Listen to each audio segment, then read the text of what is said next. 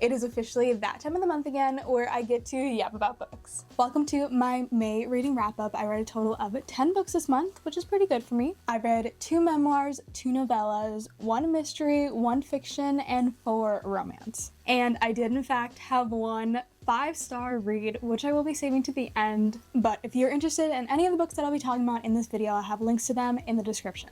Alright, what should we start off with? So, starting off, I read The Storied Life of A.J. Fikry by Gabrielle Zevin. This book is actually pretty short, which kind of enticed me. It is 258 pages, so if you're looking for a nice short fiction read, this is definitely going to be up your alley. Basically, in this book, we follow A.J. Fikry, and he's just kind of a grumpy old man. He owns a bookstore. He doesn't really have too much going on in his life, or really going for him in general, until a special little package comes to his door, and he becomes the father of a foster child, and that is a very big learning curve for him. He's never dealt with children, he's never really been a big fan of children, and so we kind of follow that storyline, and it was so sad, and some parts were so heartbreaking, but the way that this book was written, I couldn't put it down. I wanted to continuously keep reading it. I feel like this gave me very similar vibes to A Man Called Ove, just with like the grumpy old man aspect. There's children in his life who kind of bring out the best of him and make him realize that there's more to life than just sitting around and being a big old grump. Overall, I rated it 4 stars. I really did love it. It was so fun. And then the ending, the ending definitely got me. I am very glad I picked this one up. Oh, you can literally see what the book is. You will see a common theme throughout this video of me trying to continue and finish series that I'm in the middle of. It's been a big goal that I've had this year since I'm currently in the middle of so many series and also want to start so many series. But I continued one that actually started last month, which is the second book to the Truly Devious series, which is The Vanishing Stair by Maureen Johnson. I have to say, I really did enjoy Truly Devious. It was just a fun, cute YA mystery read. And I think a big reason why I like that book so much was just because of the setting and how well that was built up.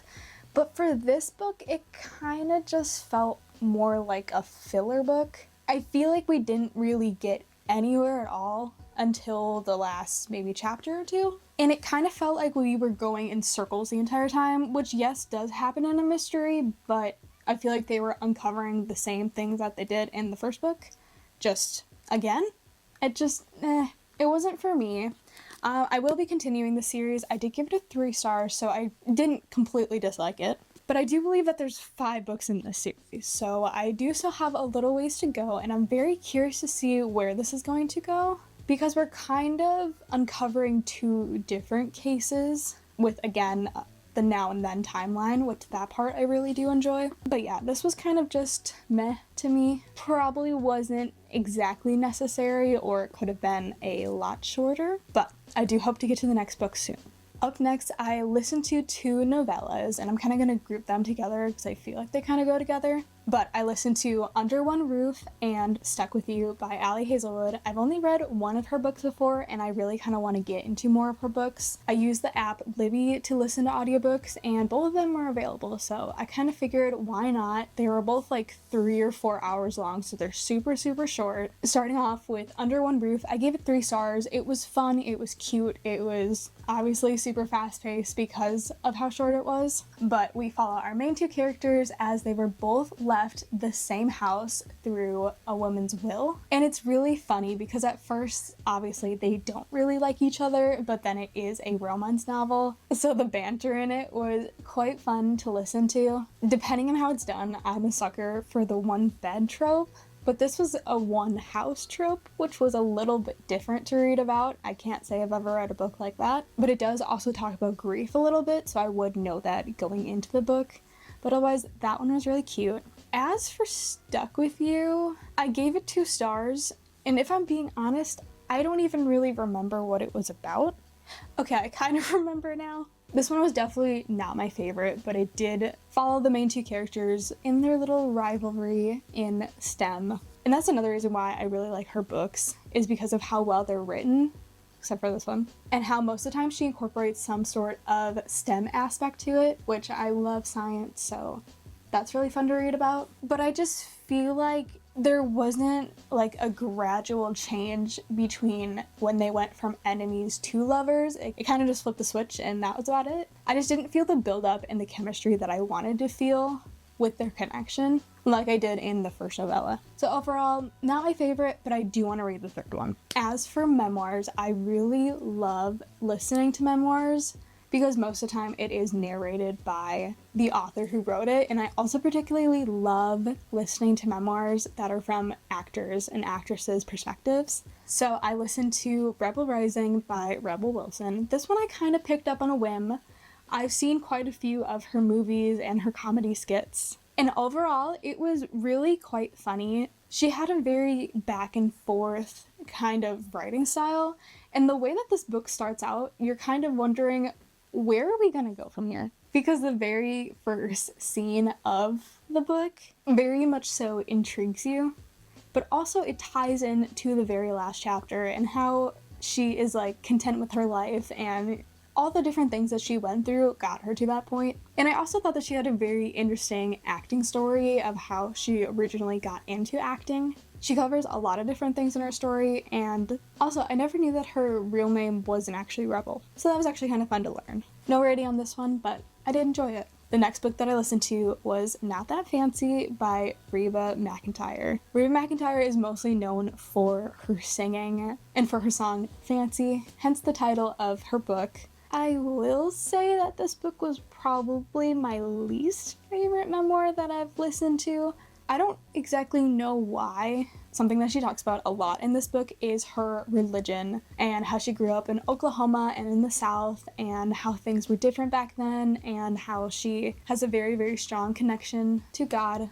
But moving on to my next read, I actually finished a series, which is such a good feeling, but also so sad because I love this series. And it was Life's Too Short by Abby Jimenez. This is the third book in the Friendzone series. And this book was probably my favorite out of the three. We're following three best friends. And this one I really particularly liked because the main character does YouTube. And as you can tell, I love YouTube. I will say check the trigger warnings before going into this one, but this one was so cute.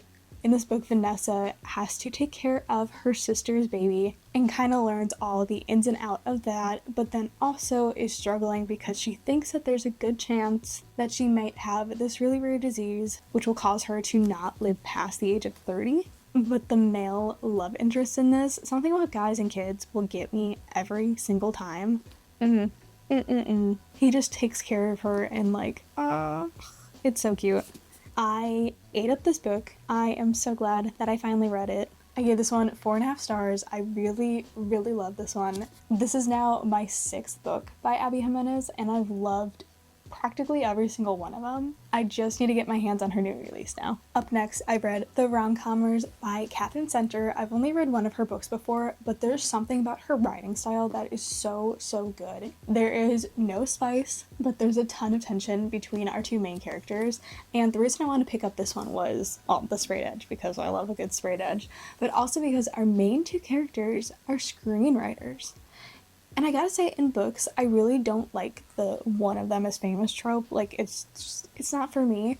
But in this book, it was done so, I don't know. I really liked it in this book, and I also would love to become a screenwriter, so reading about that was quite fun. The cover of this one is absolutely beautiful, and we also had cameo appearance from the characters in The Bodyguard, which was it's so fun to read books that you've already read their whole story and then you get to see them like later in life in another book. It's so fun. I love it so much. I gave this 4.25 stars. I really did love this one. And I also read it really quickly, which if I read a book quickly, you already know that I love it. This next one took me about a month to read because obvious reasons, this thing is a brick. I finally finished another series, which is the Twisted series with Twisted Lies by Anna Huang. I gotta say, this book really did take a different vibe than the other books in the series. This one's a little more darker.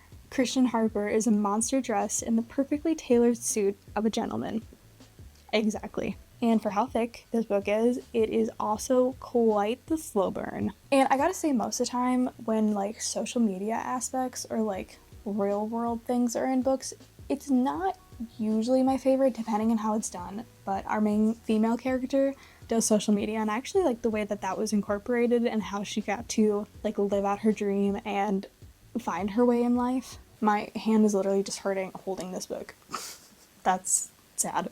I give this one 4 stars. Like I said, it did take me quite a while to get through, and there was so much tension build up. But I'm equally sad as I am happy that I finished this series. Finally, I started the series forever ago, and I could finally cross it off my list. And lastly, we are ending off with a bang with an absolute 5-star read. I quite literally read this book in less than 12 hours. That's how much I enjoyed it. And it is none other than Happy Place by Emily Henry. This is my 5th book by this author, and it is by far my favorite. This is probably in the 6-star category for me. Like, I want to reread it right now. And I literally finished it not that long ago. If you've heard anything about books, BookTok, BookTube, any of the categories, you've most likely heard about this book and what it's about, so I won't bore you with the details. But this one melted my heart. I did cry at the end of this one, too. Sensing a common theme. When it's very emotional, I probably will cry. Yes, it was in fact worth the hype. Every little bit of it. And look at how floppy this book is. Look at that. That is a perfect paperback. We love. And one thing that really separated this one from other books that are kind of similar is that the reason that they initially broke up in the first place actually made sense. Which, thank you, Emily Henry, for that, because most of the time it's like, okay, that's why you, like, what? Like, it's just some dumb miscommunication or, like, cheating, or just, like, there's just a dumb reason, you know? But for this one, it actually made so much sense. And the cover. I actually started a reading vlog reading this book, so stay tuned for that, hopefully coming out soon. But this gave me all of the summer vibes that I needed. It was so good. But those were the 10 books that I read in the month of May. It definitely had some meh reads, but also definitely had some really, really great reads. If you guys enjoyed this video and want to see more fun bookish content, don't forget to like and subscribe. I hope you guys have an amazing rest of your day, and I will see you guys in my next video. Bye, guys.